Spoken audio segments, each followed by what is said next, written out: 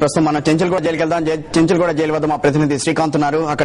అక్కడున్న పరిస్థితిని తెలుసుకునే ప్రయత్నం చేద్దాం. శ్రీకాంత్, చెప్పండి, కోర్టు ఆదేశాలు ఎప్పుడు అందుతాయి జైలు అధికారులకు? దానికి సంబంధించి వివరాలు ఏమైనా తెలిసినాయా?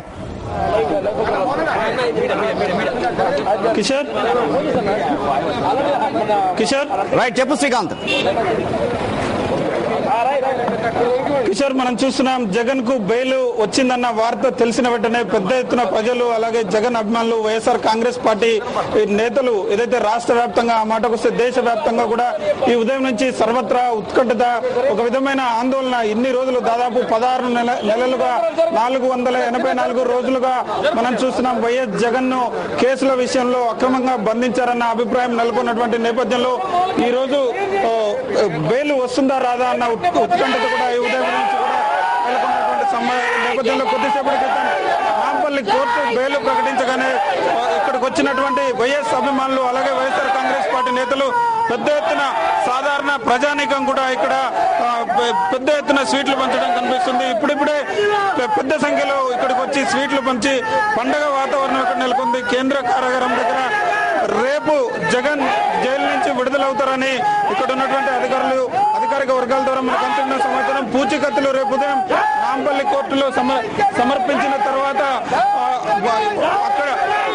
అక్కడి నుంచి వచ్చిన తర్వాత పూచికత్తులు అందిన తర్వాతే ఇక్కడికి జైలు అధికారులకు దానికి సంబంధించిన సమాచారం కోర్టు నుంచి వచ్చిన తర్వాత ఇక్కడ అధికారులు జగన్ విడుదలకు చర్యలు తీసుకునే అవకాశం ఉంది.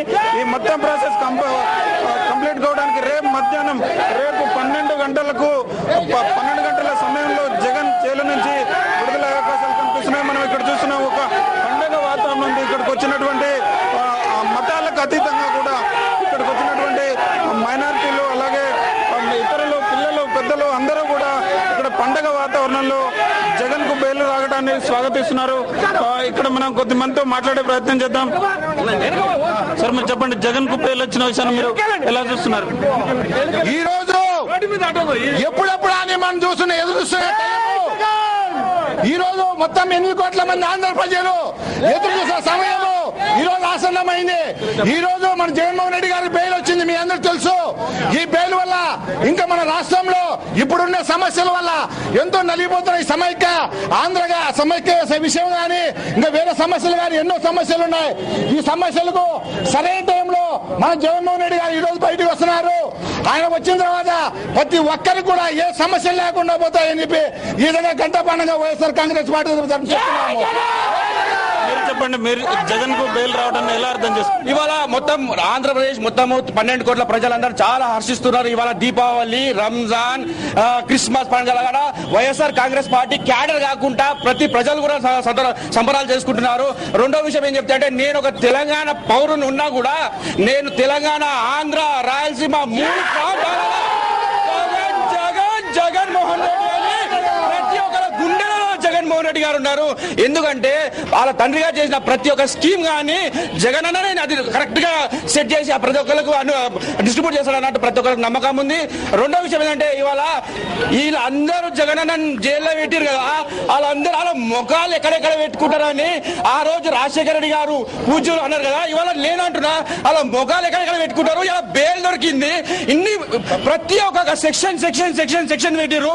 లారీలు నిండా డబ్బల్ నిండా పేపర్లు తీసుకొచ్చారు. ఒక్క పేపర్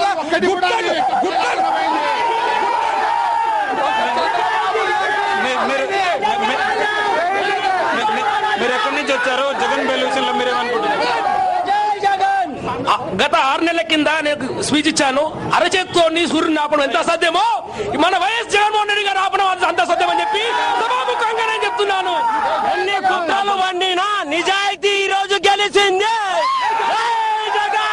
ఎన్ని కుట్రలు వీళ్ళు వండినా, నిన్నటి దాకా చంద్రబాబు నాయుడు ఆడ ఉన్నాడు ఢిల్లీలో. ఎన్ని కుట్రలు వండినా మీద వాడు జగన్ అన్నమ్మడి ఉన్నాడు, మేమున్నాము జగన్ అమ్మడి. జై జగన్. చెప్పండి, మీరు ఎక్కడి నుంచి వచ్చారు? జగన్ బెయిల్ ఇక్కడ లోకల్లోనే ఉంటానండి, నేను సైదాబాద్ లో ఉంటాను. నేను జగన్ అన్నకు బెయిల్ రావడం చాలా హర్షణీయము, మాకు చాలా హ్యాపీగా ఉన్నదండి. జగన్ అంటే ఎందుకు మీకు అభిమానం? జగన్ అంటే ఎందుకంటే అభిమానం అంటే, సార్, ఇప్పుడు వైఎస్ రాజశేఖర రెడ్డి పథకాలన్నీ ఇప్పుడు జగన్ అన్న వచ్చి మొత్తము అవే పథకాలని మళ్ళీ కంటిన్యూ చేయాలని మేము కోరుతాం. జై జగన్.